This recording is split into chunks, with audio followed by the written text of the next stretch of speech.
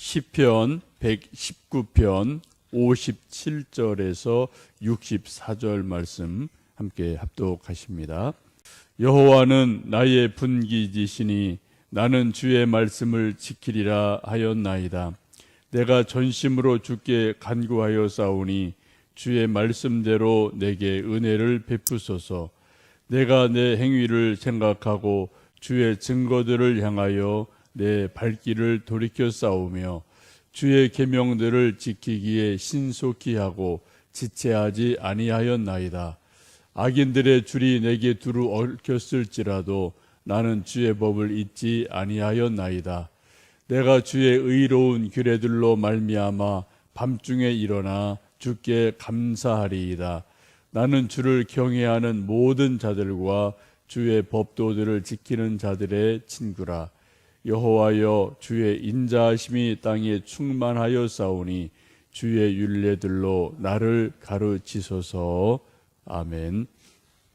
함께 읽으신 시편 119편 57절에서 64절은 히브리어 알파벳 8번째 헤트라는 단어로 시작하는 그러한 구절입니다.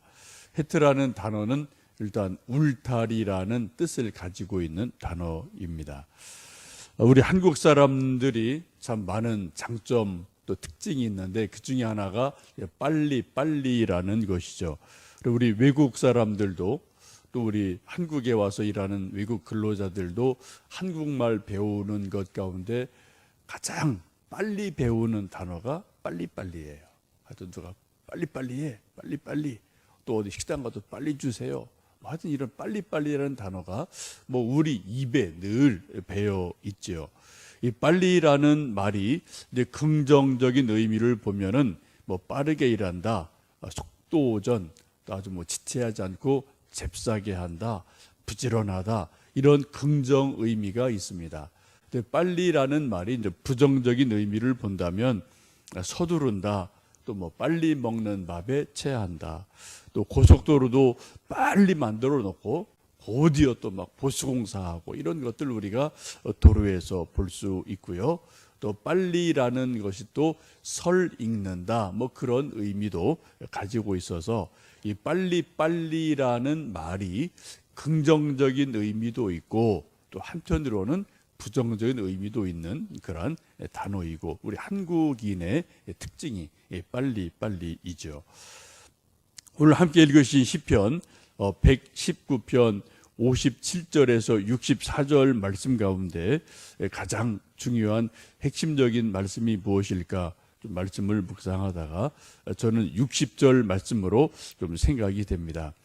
우리 119편 60절 말씀 다시 한번 읽어 보시겠습니다.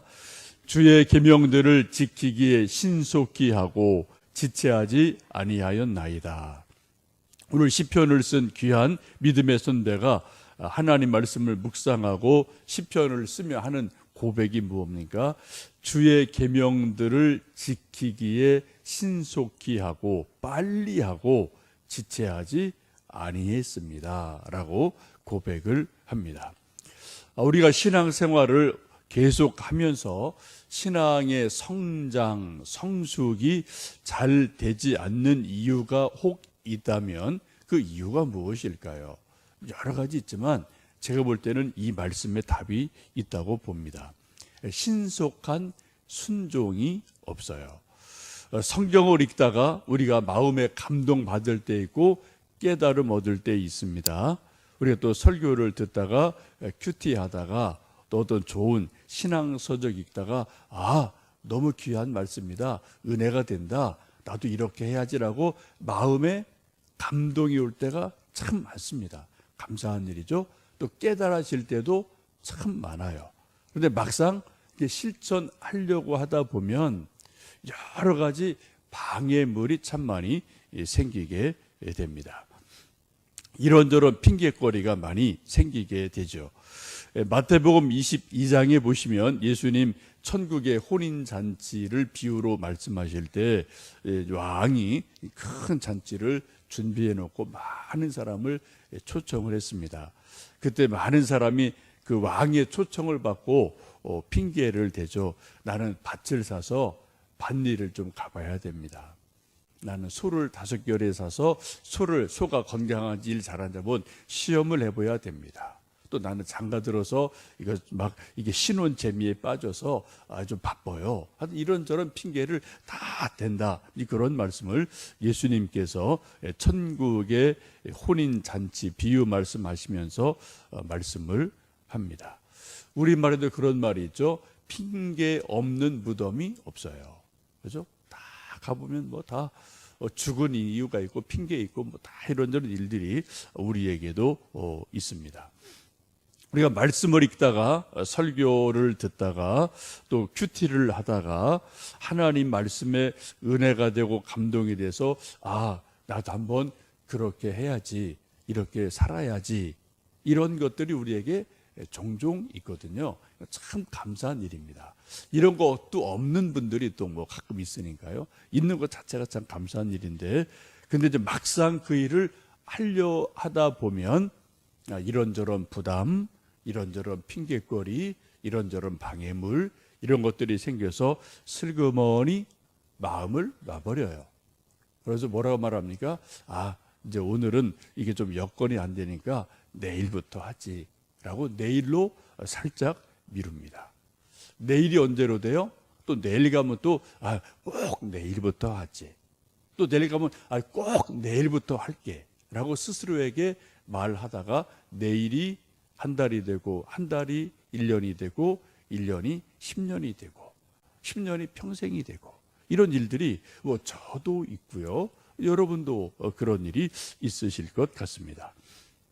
속담에 오늘 할 일을 내일로 미루지 마라 라는 말 우리가 너무나 잘 알고, 지금도 우리 아들, 딸들, 적지 않은 아이들이 책상 머리에 그거 써놓고 공부하고 머리 찔끈 동여매고 오늘 할 일 내일로 미루지 말자 하고 숙제하려고 애를 쓸 거예요.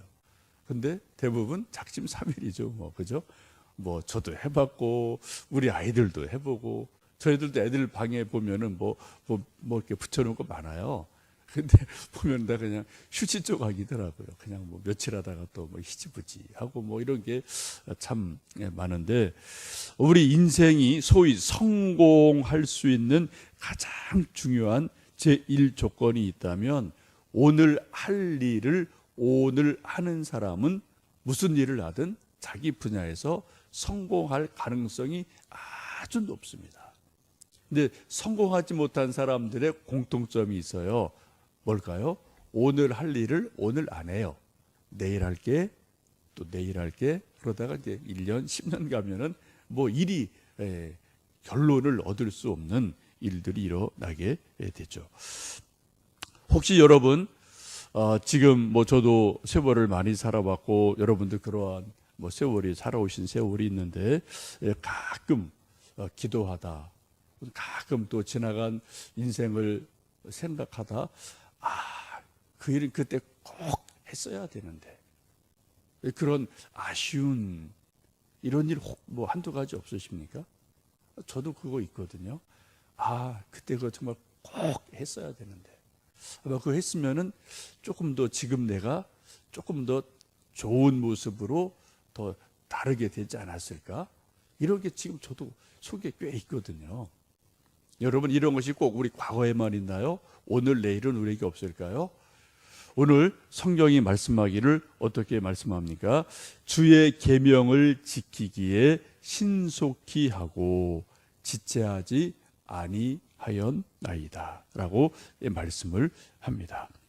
어쩌면 우리가 매일매일 마음만 먹다가 결심만 하다가 한평생 사는지도 모르겠어요. 이 마음 먹는 것도 중요하고요, 마음에 결심하는 것도 아주 귀한 일입니다. 그러나 실천하지 않으면 아무리 마음을 100번 먹어도 1000번 먹어도 실천이 없으면 결론은 0이에요. 그죠? 한 번 마음 먹어도 한 번 하면 그건 100입니다. 근데 100번을 마음 먹고 결심했는데 한 번도 몸으로 실천 안 했다. 결론은 0이죠. 아무것도 없는 일이 될 수밖에 없거든요. 우리가 마음 먹고 결심한 것을 몸으로 구체적으로 실천해야지 비로소 내 것이 되고 그때 또 하나님의 역사가 나타나게 됩니다. 우리가 하나님의 일, 선한 일, 뭔가 좋은 하나님의 일을 실천하려고 하면은 꼭 어려운 일이 생길 때가 많더라고요. 뭐 초신자 때 그런 경험 여러분 다 여러 번 해보셨을 거예요. 오늘은 꼭 주일날 교회 가야지. 오늘도 새벽 예배 꼭 가야지. 근데 꼭 전날 급한 일이 생겨요. 또 하여튼 병이 나든 애들한테 문제가 생기든 꼭 뭐가 하여튼 시험거리 또 급한 일이 생겨서 이제 불가피하게 교회를 못 오고 이런 일 저런 일을 못한 일들이 있거든요. 근데 그런 것들을 이제 한번 고개를 이렇게 넘어가면 또 그 다음으로 갈 수 있는데 그럴 때 이제 넘어져서 하지 못하는 일들이 종종 우리에게 있죠. 61절, 62절 말씀을 읽어 보십니다. 악인들의 줄이 내게 두루 얽혔을지라도 나는 주의 법을 잊지 아니하였나이다. 내가 주의 의로운 규례들로 말미암아 밤중에 일어나 주께 감사하리이다. 우리가 하나님의 일을 할 때 어떻게 해요? 악인의 줄이 나를 두루 얽어매는 것 같은 방해하는 일들이 실제로 있고요. 영적으로도 있거든요. 여러분 가끔 그런 거 느끼지 않습니까? 우리 하나님의 일을 열심히 내려고 하고 뭔가 하나님의 귀한 일 하려고 그러면은 이게 물리적으로 안 되는 것도 있어요. 근데 물리적으로 가능해요. 그런 여건이 됐어요. 그런데 뭔가 영적으로 우리를 시험 들게 하고 얽어매는 것들이 있어서 우리가 실천하지 못하게 하는 일들이 종종 있지요. 지금 오늘 말씀에 악인의 줄이 나를 두루 얽어맬지라도 나는 주의 법을 잊지 아니합니다. 내가 그대로 행하겠습니다. 라고 고백을 합니다.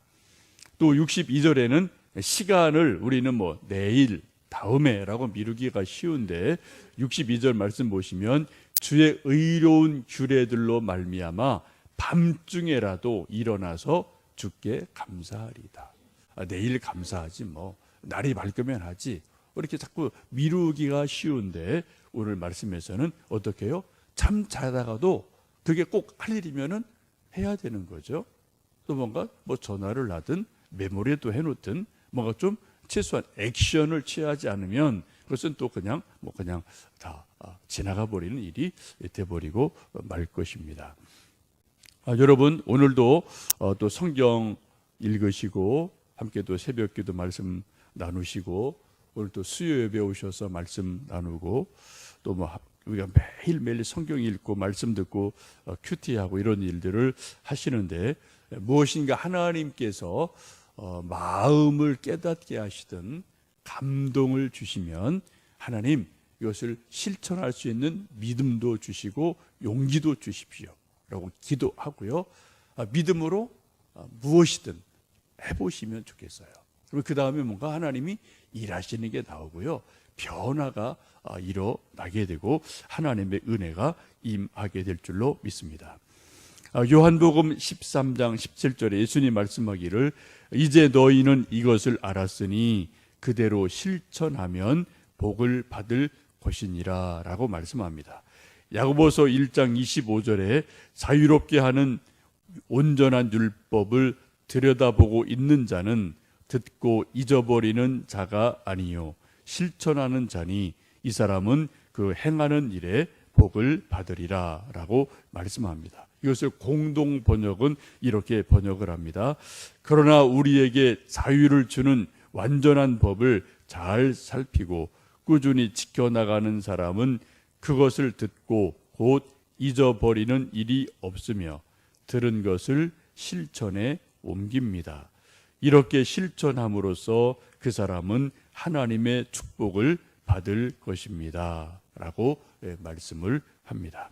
오늘도 성경 말씀 읽으시고 또 이따 기도하시면서 또 큐티 하시면서 뭔가 하나님께서 깨닫게 하시는 것이나 마음에 감동 주시는 것이 있으면 그것이 크든 적든 믿음으로 실천하셔서 또 하나님께서 우리가 순종하는 우리에게 하나님이 정말 순종하는 이에게 복 주시는구나 라는 것을 간증하고 누릴 수 있는 큰 은혜가 있기를 주님의 이름으로 축복합니다. 함께 기도하시겠습니다.